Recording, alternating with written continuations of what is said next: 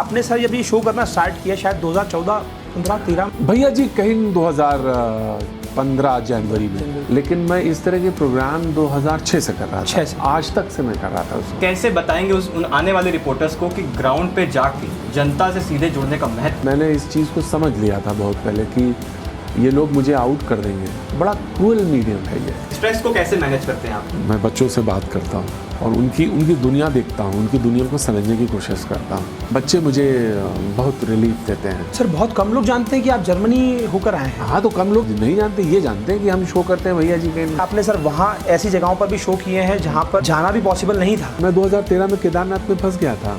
सबसे मुश्किल वक्त वो था और मैंने अपने जीवन को खतरे में डाल दिया था। 1-2 बार माइनिंग की स्टोरी करने गया तो माइनिंग की स्टोरी में नीचे एकदम जाना होता है, वहाँ फंसा।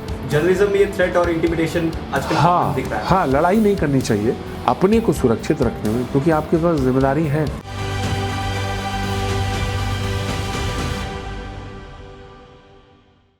नमस्ते, नमस्कार, मैं हूं आकाश शर्मा और मेरे साथ मेरे दोस्त मौजूद हैं हिमांशु जी, और आप देख रहे हैं वीर भारत पॉडकास्ट सीरीज़ को।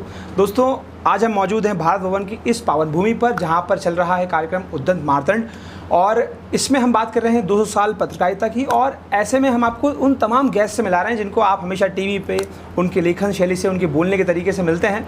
और आज हमारे साथ मौजूद एक बहुत ही खास मेहमान हैं जिन्होंने आज इस पूरे माहौल की, इस पूरे कार्यक्रम की एनर्जी को डबल कर दिया है। दोस्तों जी हाँ, विश्व प्रख्यात और वर्ल्ड रिनाउंड जर्नलिस्ट आज हमारे साथ मौजूद हैं इस स्टूडियो में, प्रतीक त्रिवेदी सर, जिन्हें आप बचपन से टीवी पे देखते आ रहे हैं, क्योंकि हम तो स्टूडेंट्स हैं तो हम तो देखते आ रहे हैं, और आप भी इनके फ़ैन तो होंगे ही। अगर आप एक मीडिया स्टूडेंट हैं या फिर मीडिया में रुचि रखते हैं या फिर टेलीविज़न इंडस्ट्री में रुचि रखते हैं, तो आज हम हमारे गेस्ट का स्वागत करते हैं।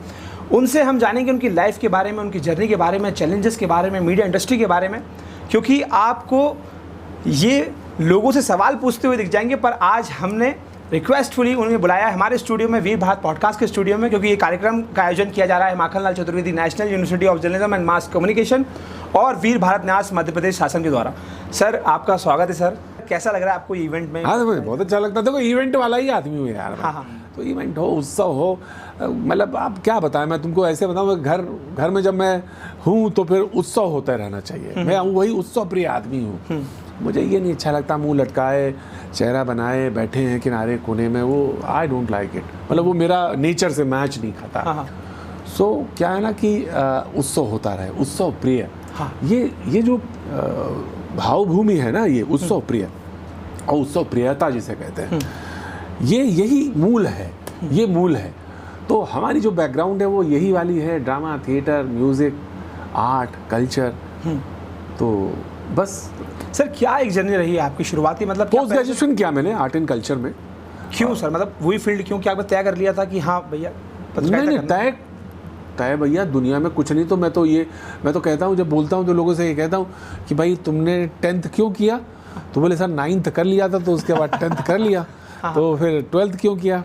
तो ये अनिश्चय सा था, और मैं उतना प्लान्ड आदमी नहीं हूँ मेरे भाई, झूठ नहीं बोलता, प्लान्ड आदमी नहीं हूँ। लेकिन हाँ, ये था कि ड्रामा थिएटर करना था मुझे। तो यूनिवर्सिटी लेवल्स में मैं कर रहा था, यूथ फेस्टिवल्स में जा रहा था, फिर प्रोफेशनल ग्रुप्स के साथ भी करने लगा था। तो सोचा ये था कि इसी ड्रामा थिएटर में ही आगे जाएंगे। लेकिन कहते हैं ना कि वो कुछ चीज़ें सामने आ जाती। तो I got a scholarship from Germany, तो मैं जर्मनी चला गया ये मास कम्युनिकेशन करने। वहाँ से लौटा, फिर पोस्ट ग्रेजुएशन किया। सर बहुत कम लोग जानते हैं कि आप जर्मनी होकर आए हैं। हाँ, तो कम लोग इस बात से नहीं जानते, ये जानते हैं कि हम शो करते हैं भैया जी के। जरूरी थोड़ी, जब मैंने बताया ही नहीं। हाँ सर, लेकिन आपने ये जो कॉन्सेप्ट निकाला भैया जी कहीं का, लाइव रिपोर्टिंग में आपने सबको पीछे कर दिया, क्योंकि आजकल का ये जो दौर है कि भाई जनता के बीच में जाके बात करने बहुत कठिन दौर है। कैसे देखते हैं आप इसको? दौर तो बेटा 200 साल पहले ज़्यादा था, जब उदंत मार्तंड निकल रहा तो वो और ज़्यादा मुश्किल दौर था, है ना। छुपा के पेपर छापना पड़ता था, है ना।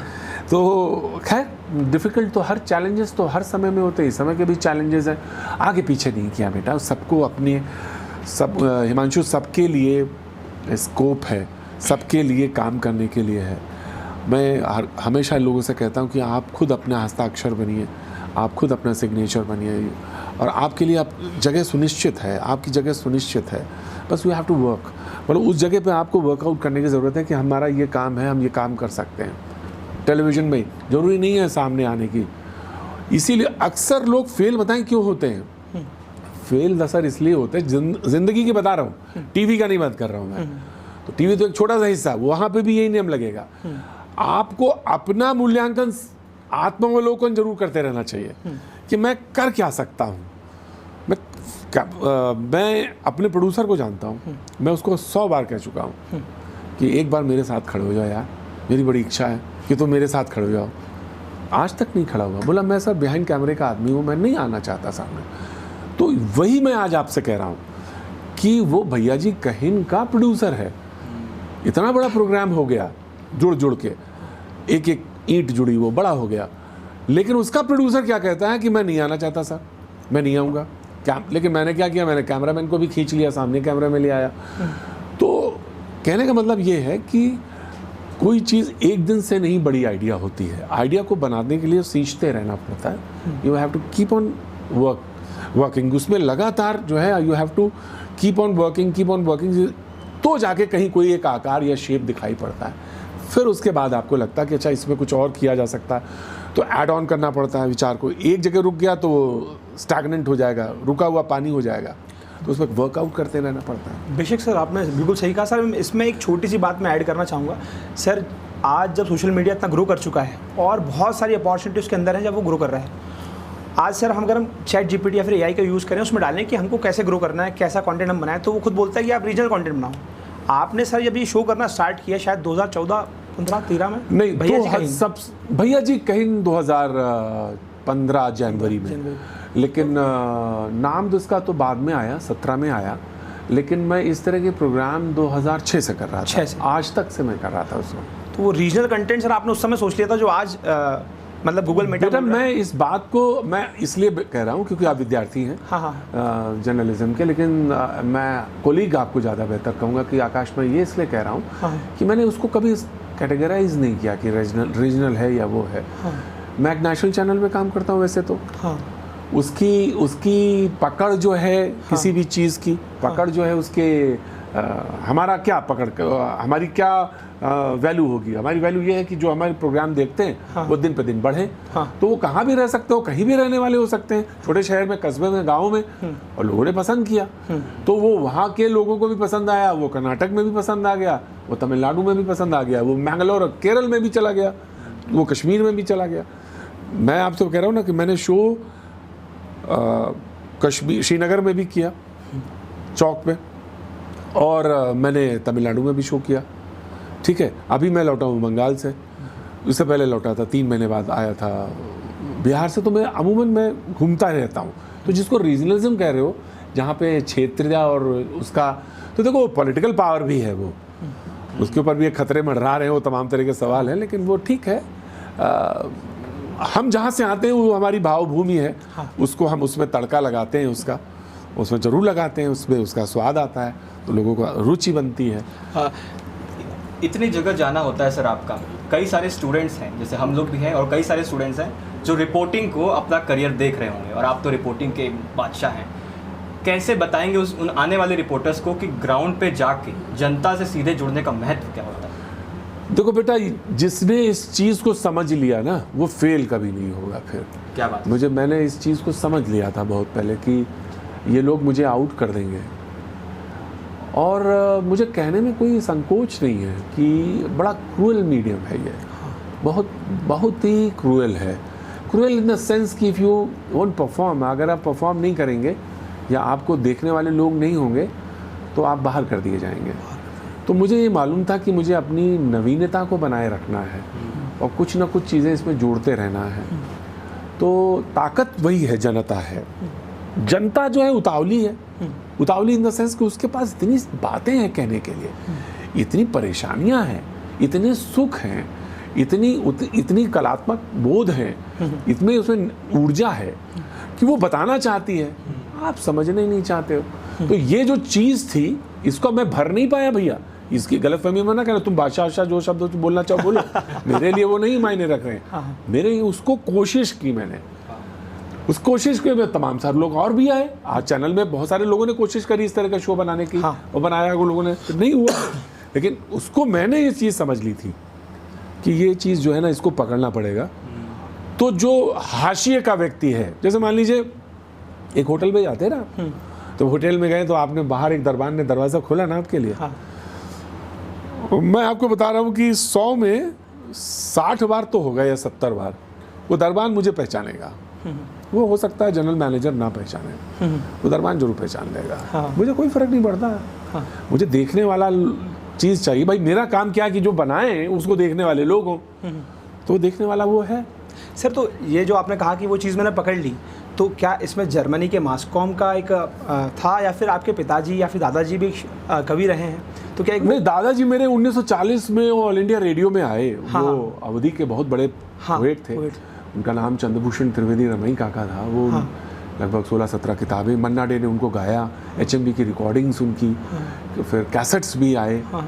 तो ग्रैंडफादर मेरे ऑल इंडिया रेडियो में थे, उसके बाद वो टेलीविज़न में आ गए, वो टेलीविज़न में भी रहे, वो भी प्रोग्राम करते थे। वो टाइम स्लॉट हमारा उनका एक ही था। मैं 8 साल की उम्र में था जब वो पहली बार मुझे स्टूडियो में ले गए थे। तो मैं कहता था, पूछा उनसे कि बाबा ये आवाज़ आपकी आती कैसे है? हाँ। तो बोले मैं एक दिन तुम्हें ले जाऊँगा। हाँ। और वो लाइव प्रोग्राम में मुझे ले गए। वो पहली बार, तो मेरी उम्र 8 साल थी। हाँ। तो उन्होंने मुझे स्टूडियो में बैठाया, तो मैंने स्टूडियो फील किया कि कैसा होता है। हाँ। फादर मेरे 62 में ऑल इंडिया रेडियो में आए, मेरे फादर। हाँ। हाँ। लेकिन उन्होंने फिर छोड़ दिया। हाँ। लेकिन उनका रेडियो से और टेलीविज़न से संपर्क बना रहा। तो कहीं ना कहीं हम कहें सर ये खून में वो चीज़ थी कि मैं जानता था ये सवाल तुम कहोगे। लेकिन मैंने आपसे पहले ही कहा कि मैं नहीं आना चाहता था इसमें। मैंने तो कहा कि पत्रकारिता मैं करना ही नहीं चाहता था। हाँ। तो पत्रकारिता तो मैंने कहा कि अच्छा चलो ठीक है, ड्रामा करते हैं। हाँ। तो इसमें ये एक ऐसा पेशा होगा जिसमें थोड़ा समय शायद मिल जाएगा मुझे। हाँ। और मैं अपना ड्रामा थिएटर करता रहूँगा। हाँ। लेकिन क्या मालूम था ये पेशा है, ये पेशा पार्ट टाइम नहीं है बेटा।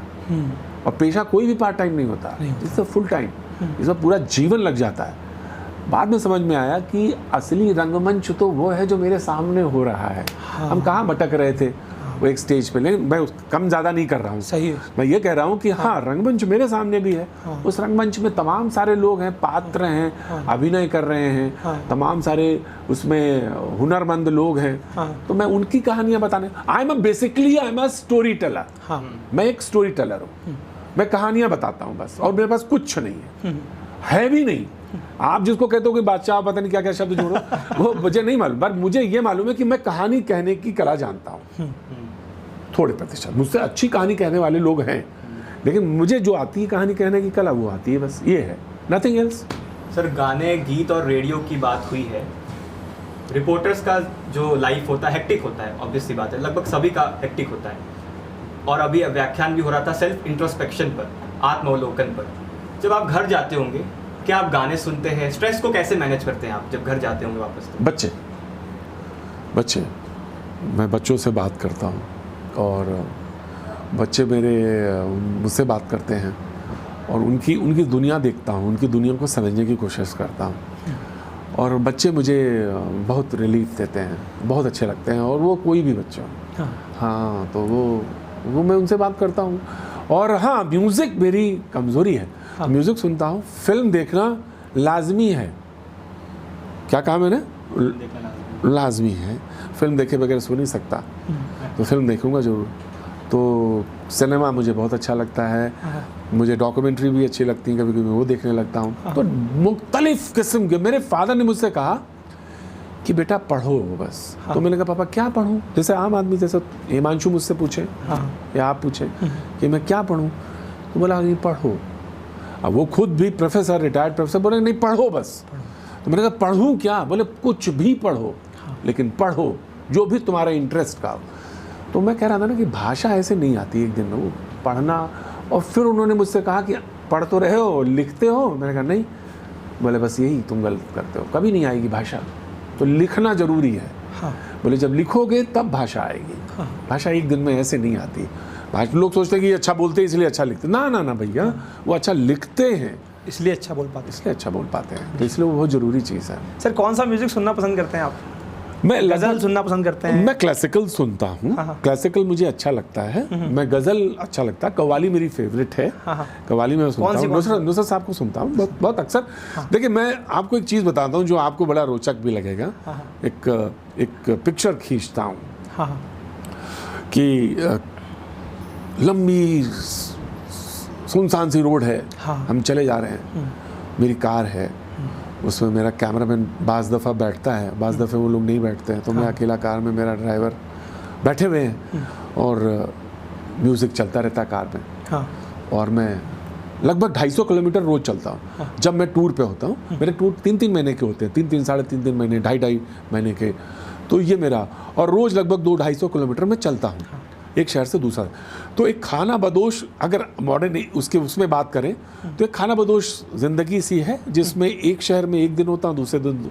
अब आजकल क्या होता है, मैं शहर भूल जाता हूँ और मैं पूछता हूँ, वो ट्रिक्स हैं, वो थिएटर की ट्रिक्स हैं कि भाई मैं कहाँ हूँ, तो वो आदमी बताएगा कि हम यहाँ हैं। मैं भूल जाता हूँ, शहर भूल जाता हूँ। तो ये है, मैं तो म्यूज़िक, मतलब फोक म्यूज़िक भी बहुत अच्छा लगता है। फोक म्यूज़िक तो मतलब आत्मा है, तो वो भी सुनता हूँ। हाँ, मैं अवध का रहने वाला हूँ, तो तमाम सारे फोक सॉन्ग्स भी अब मुझे पता हैं।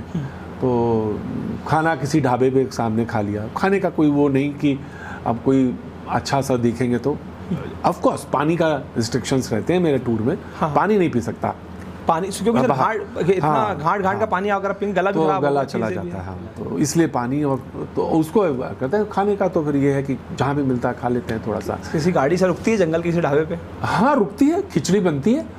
हाँ खिचड़ी खाता हूँ मैं रात में। कैसी खिचड़ी पसंद करते हैं आप? एक तो सर वो दाल लपेटा बनता है। हाँ वो बनता है, तो खाना जो है ना मैं खुद भी बना लेता हूँ।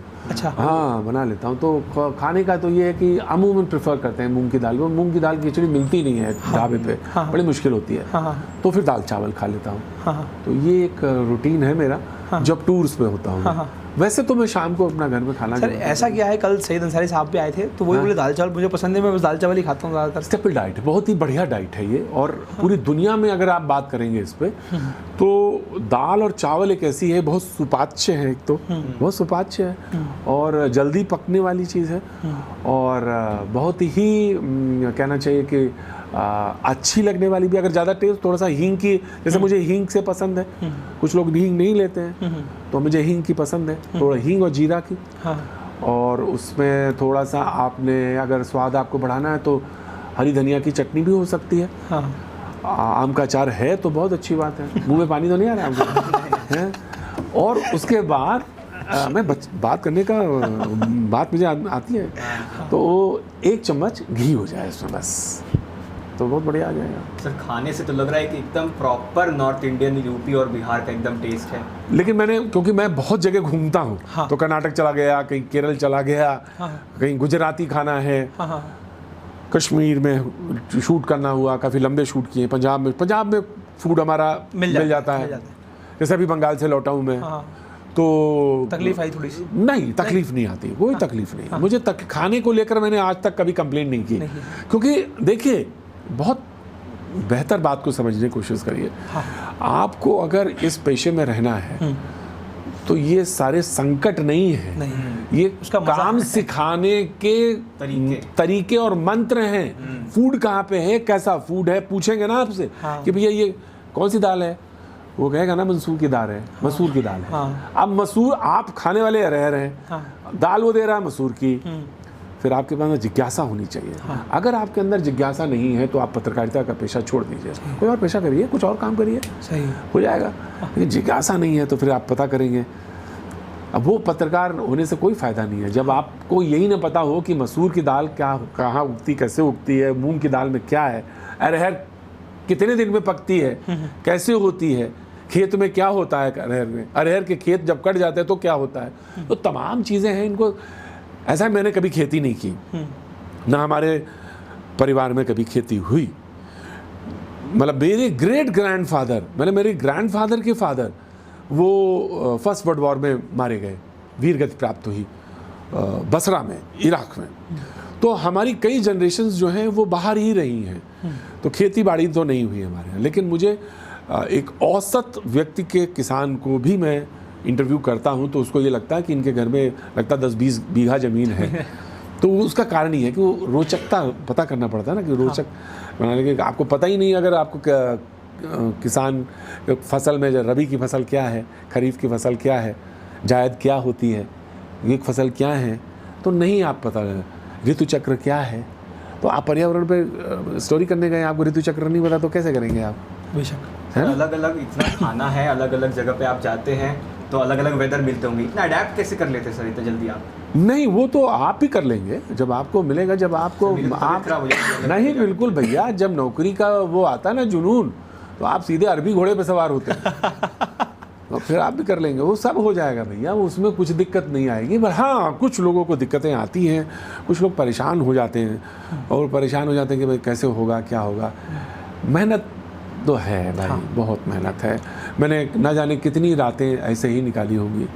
तो अब उनका कोई मतलब मैं आपको बताऊं, उसको कहूं तो कोई उसका औचित्य नहीं, मतलब मैं इसलिए कह रहा हूं कि हाँ 4-4 दिन 5-5 दिन ऐसे भी हुए होंगे जब मैं दिल्ली में रहा हूँगा, अपने घर नहीं गया हूँगा, लंबी लंबी शूट्स हो रहे होंगे, वेट कर रहे होंगे, कोई स्टोरी हो रही होगी, तो वो सब करना पड़ता है। बहुत सारे पेशे ऐसे हैं जिसमें लोगों को मेहनत करना पड़ता है। सर एक बहुत ज़रूरी सवाल, सर आपने जैसे जर्मनी से मास कम्युनिकेशन की डिग्री हासिल की है सर, जो मीडिया स्टूडेंट्स यहाँ पर पढ़ रहे हैं माखनलाल चतुर्वेदी में, चाहे जामिया मिल्लिया इस्लामिया में, चाहे IIMC दिल्ली में, और भी जो तमाम मीडिया के अच्छे कॉलेजेस हैं सर, क्या आपको लगता है कि जर्मनी जो बाहर विदेश में मास कम्युनिकेशन पत्रकारिता की पढ़ाई हो रही है, क्या अंतर है? नहीं बेटा, वो यहाँ वाला बहुत अच्छा है। हाँ। अच्छा है, मैं ये नहीं कह रहा हूँ कि वो मैं जो हूँ कोई बहुत काबिल डिग्री, ऐसी डिग्री है जो मैं कह दिया, बता दिया तुम्हें, तो वो ऐसे कोई, एक तो वो डिप्लोमा है, एडवांस डिप्लोमा है। हाँ। डिग्री को लिए मुझे करना पड़ा, प्रॉपर MA पोस्ट ग्रेजुएशन किया मैंने लखनऊ यूनिवर्सिटी से, क्योंकि मुझे लग रहा था कि अगर ड्रामा थिएटर कर रहे हैं तो अगर किसी समय यूनिवर्सिटी में प्रोफेसरशिप का हुआ तो मैं उधर चला जाऊंगा, दिमाग में था ना पहले, तो ऐसा था, तो इसलिए पोस्ट ग्रेजुएशन कर लिया था मैंने।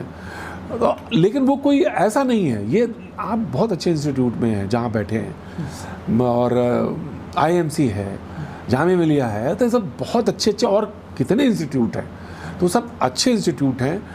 एक समय ऐसा था जब बहुत सारे लोग तमाम तरह के एग्ज़ाम देते थे, कॉम्पिटिटिव एग्ज़ाम, मैं आपको बताऊं, वहाँ होता नहीं था उन एग्ज़ाम्स में, तो फिर कौन सा पेशा बनता है, फिर जर्नलिज्म में आ जाते थे।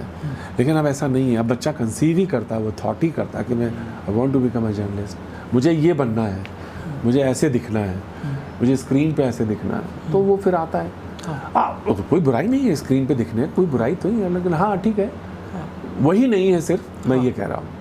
सर करियर की बात हुई, एग्जाम की बात हुई है, आपका करियर प्रिंट से शुरू हुआ, टेलीविजन में आया। हाँ। अब आप आगे का टेलीविजन कैसा देखते हैं और डिजिटल का इसमें कितना रोल होने वाला है? बहुत रोल है टेलीविज़न में, जहाँ पे मैं हूँ बहुत बदल गया, और मोबाइल पे आ गया, सारी चीज़ें आ गई मोबाइल पे, तो लोग देख रहे हैं मोबाइल पे। मुझसे बहुत सारे लोग यही कहते हैं कि सर, क्योंकि मैं बहुत डिफ़िकल्ट टाइम फ्रेम पे काम करता हूँ, वो जो टाइम है उसमें लोग सड़कों पे होते हैं, ऑफिस से निकल रहे होते हैं, सड़क पे होते हैं।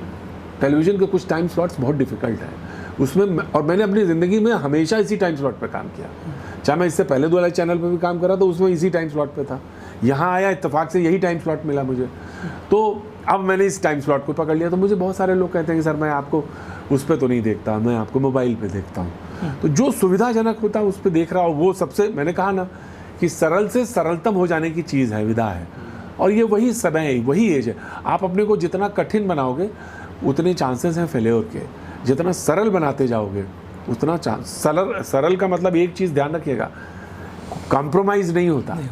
सरल का मतलब ये हो कि कोई चीज़ आपको अगर बताना है तो इतनी सरलता से आप बता दें, भाषा का प्रवाह ऐसा हो कि कोई क्लिष्ट शब्द, जब आप क्लिष्ट होंगे इसका मतलब ये हुआ, भाषा में जहाँ क्लिष्ट हुआ इसका मतलब ये हुआ कि आपको सब्जेक्ट की पकड़ ठीक से नहीं है, क्योंकि अगर सब्जेक्ट की पकड़ है तो वो भाषा भी उसी तरह से प्रवाह में होगी, सरल हो जाएगी। सर बच्चों को गुरु मंत्र आपकी रिपोर्टिंग के स्टाइल में आप कैसे देते हैं? नहीं, मैं कोई गुरु मंत्र नहीं देता, क्योंकि मैं अपने को गुरु मानता ही नहीं हूँ। तो मैं तो सिर्फ यही कहता हूँ कि हाँ, पढ़ते रहिए, लिखते रहिए, बोलते रहिए और अपनी कहानी खुद लिखिए।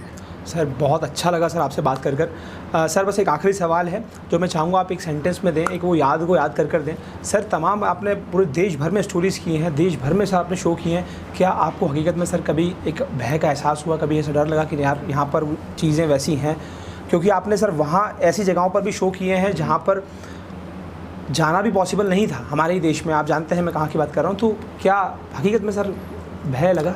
मैं अभी आज क्योंकि आपने आखिरी प्रश्न पूछा है, और मैं 2013 में केदारनाथ में फंस गया था। हाँ। मैं एक वो चैलेंज बता रहा हूँ आपको। 2013 में केदारनाथ में फंसा रहा और घर वालों को कुछ पता नहीं था मेरा कि मैं कहाँ हूँ, और बहुत डिफ़िकल्ट टेरेन में था मैं, बेहद डिफ़िकल्ट टेरेन। मेरी ज़िंदगी का सबसे मुश्किल वक्त वो था जब कैसे मैंने गुजारा है वो एक महीने भर का टाइम।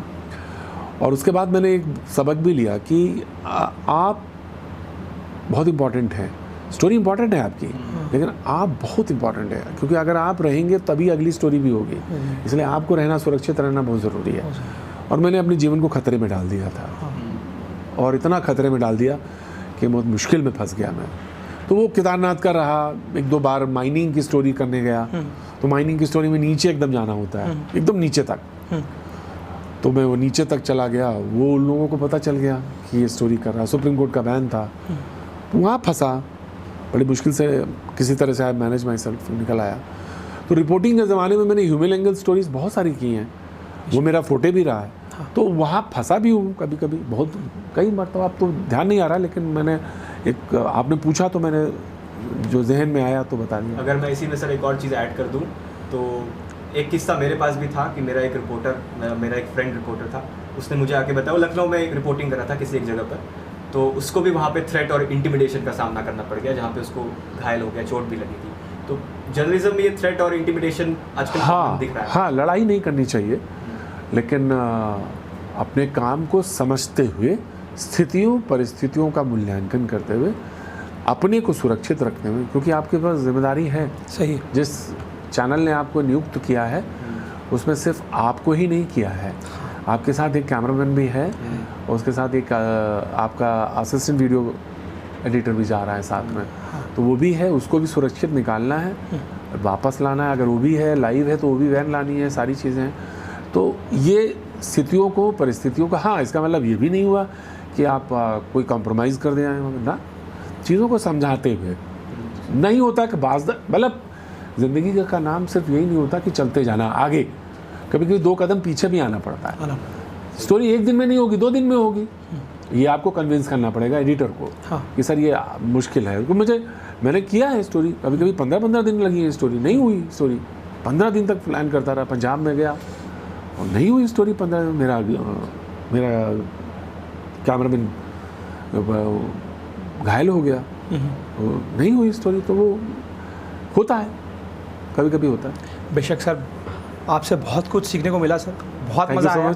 और इवेंट में सर आप मानिए कि इसको जो डबल एनर्जी आपने लगाई है सर, क्योंकि आप हमेशा एनर्जेटिक उसमें रहते हैं। हाँ, आपको देख के सर बहुत ऊर्जा आती है। बहुत बहुत धन्यवाद सर। बहुत बहुत शुक्रिया Akash, thank you so much Himanshu. जीवन में खूब अच्छा करें, खूब बढ़िया करें, और आपकी तमाम सारी जो ये टीम है, इन सबको बहुत सारी शुभकामनाएं। Thank you so much.